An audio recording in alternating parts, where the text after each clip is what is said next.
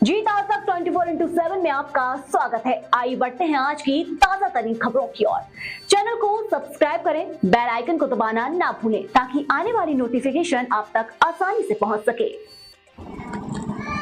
निवाई नगर पालिका मंडल द्वारा शहर के 80 फीट रोड पर श्यामा प्रसाद मुखर्जी सामुदायिक भवन प्रथम और द्वितीय का भव्य लोकार्पण समारोह का आयोजन किया गया। कार्यक्रम के मुख्य अतिथि जन स्वास्थ्य अभियांत्रिकी एवं भूजल विभाग मंत्री कन्हैयालाल चौधरी, अध्यक्षता नगरीय विकास एवं अफसान स्वास्थ्य शासन विभाग मंत्री झाबर सिंह खर्रा, विशिष्ट अतिथि विधायक राम साहेब वर्मा, पालिका अध्यक्ष दिलीप इसरानी, भाजपा जिला अध्यक्ष चंद्रवीर सिंह चौहान, शहर मंडल अध्यक्ष अंकुर गुप्ता, पार्षद महेंद्र सारसों रहे।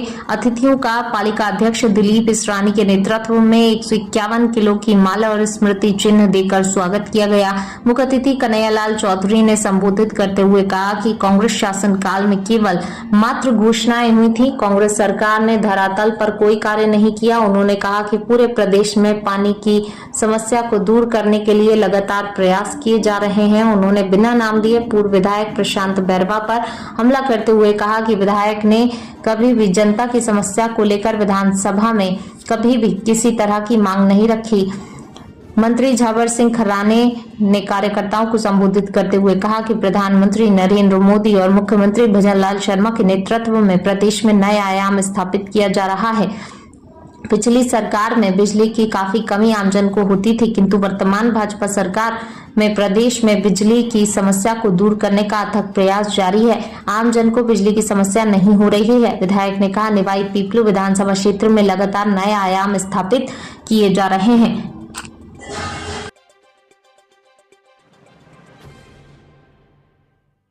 आप देख रहे हैं जो छोटी छोटी तस्वीरें यहाँ पर आ रही हैं, उसमें थोड़ा सा कैमरा एंगल पकड़ रहा है, धीरे धीरे वो आएंगे और इस वक्त मुख्य प्रवेश द्वार पर है। आप देख सकते हैं मुख्य प्रवेश द्वार पर स्वागत। श्यामा प्रसाद मुखर्जी नगर के पास यहाँ चौपाटी का निर्माण का हम टेंडर कर रहे हैं, वो भी बहुत जल्दी हमारे कार्यकाल के अंदर वो हो जाएगा। नगर पालिका क्षेत्र में 80 फुट रोड पर ही शहीद स्मारक बनाने का कार्य भी 102 लाख का हम बहुत जल्दी करने जा रहे हैं। राज क्षेत्र में गैस स्टॉक का निर्माण करने जा रहे हैं। 30 दिन के बाद फिर टीएस के लिए जाएंगे, तो उस प्रक्रिया में मुझे 1.5 दिन लग जाता है। अगर आप एक फोन कर देंगे तो 7 दिन में वो सेंक्शन होकर आ जाएगी और मैं उसका तुरंत टेंडर लगा दूंगा ताकि मेरे कार्यकाल के अंदर सेंट्रल पार्क और जो भिलाई रोड में जो नाला है वो बन जाए। बस आपसे मैं ये कहता हूँ, आपका एक पहुंच जाएगा 7 दिन के अंदर मेरी टीएस आ जाएगी। मुझे पैसा नहीं चाहिए, मुझे इस बार आप एक फोन कर देना, ठीक है। आदरणीय कन्हैयालाल जी ने मेरे पर एक बहुत बड़ा एहसान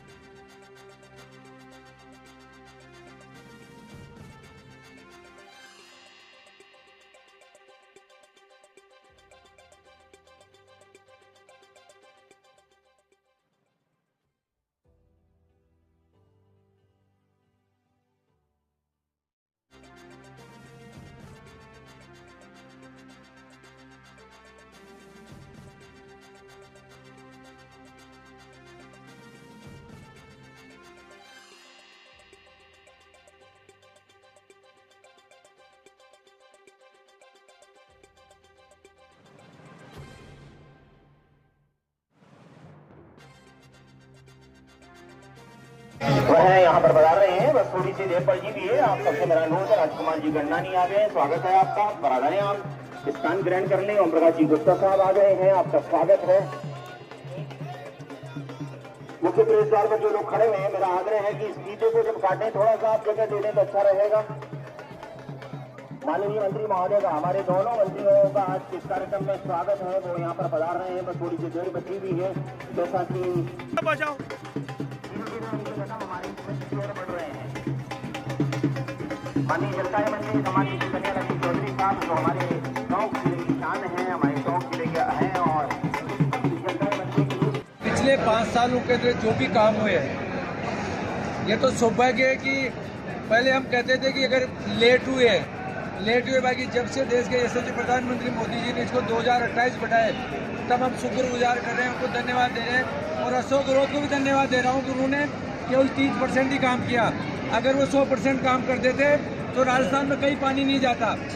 वहाँ पे वो झालावाड़ में जो प्रॉब्लम आई है, ये पहले के समय में काम किए हुए थे, सही ढंग से काम नहीं किया, उसमें भ्रष्टाचार हुआ।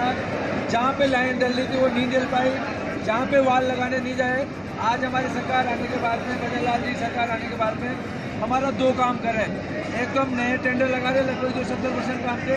पुराने कामों में एक एक चीज़ को चेक करते हैं, सब जनप्रतिनिधि जाके देख उनको सुधारने का काम करें। मैं पूरी डेप्थ में लाइन डली हुई है। जहाँ पे हम मेजरमेंट बुक में चेक करते हैं तो वहाँ पे लाइनें मिलती नहीं है। जहाँ लाइन मिली है वो हल्की क्वालिटी के पाइप पाए गए। जहाँ डिस्ट्रीब्यूशन प्रॉपर होना चाहिए था, उसका सही जगह पे उसका संचालन होना था, वो नहीं कर पा रहे। तो हम उसको सुधार करने के लिए काम करें। ये जो मांग थी यशस्वी पूर्व मुख्यमंत्री वसुंधरा राजे वास्तव में जायज़ मांग थी, उन्होंने कोई गलत नहीं बोला।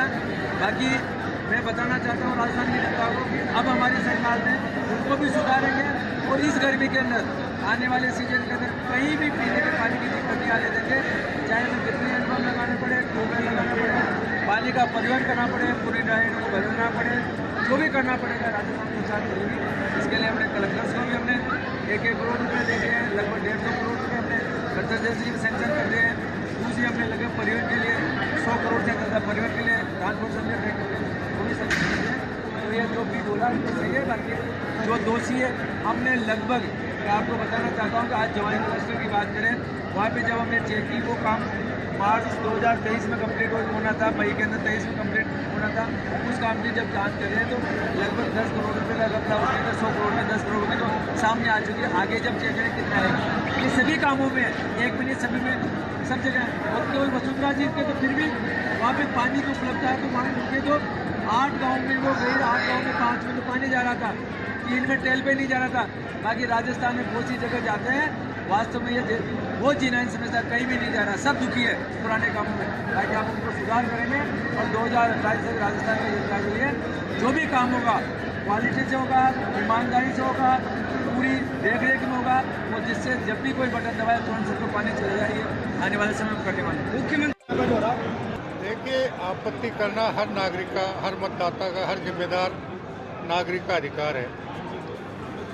अधिकारियों ने वार्डों का जो पुनर्गठन किया है या जो पुनर्सीमांकन हुआ है, उसमें किसी को ऐतराज है तो आपत्ति करनी चाहिए।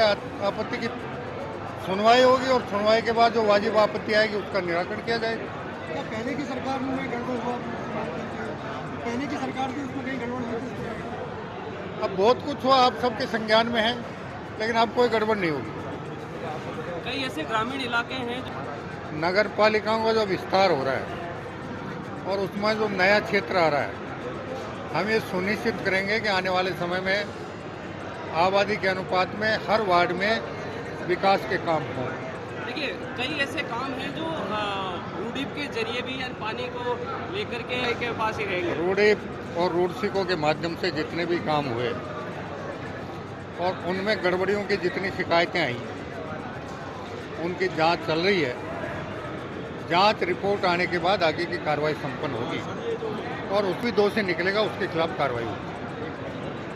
सर, ये जो जयपुर में जो वहाँ के बासिंदे अपनी पीड़ा देके गए हैं, स्थानीय विधायक गोपाल शर्मा जी आपके पास गए हैं तो बिल्कुल आए थे, लेकिन माननीय राजस्थान उच्च न्यायालय का जो निर्णय था उसके मुताबिक कार्रवाई हुई है। और अगर उसमें कोई गलत किसी के साथ कार्रवाई हो गई तो उसकी सुनवाई होकर उसको राहत भी देंगे। अभी का गुजरात की सरदार सरोवर परियोजना पूर्ण होने के बाद गुजरात अपना हिस्सा छोड़ेगा माही परियोजना में, किस तरह के प्रयास है, किस तरह का अब तक ये सब कुछ हो रहा है? देखिए, जिस समय माही बांध का निर्माण हुआ तब थी कि जिस दिन गुजरात का सरदार सरोवर बांध पूर्ण रूप से निर्मित होकर उसका जल गुजरात के सूखाग्रस्त इलाके तक पहुंच जाएगा, उसके बाद गुजरात सरकार माही जल के अपने हिस्से पर अपना दावा छोड़ देगी और राजस्थान उस गुजरात के हिस्से का अपने किसानों के अपनी जमीन के हित में उपयोग कर पाएगा। इसके बारे में प्रारंभिक बातचीत हो चुकी है और जल्दी ही समझौते पर हस्ताक्षर हो जाएंगे।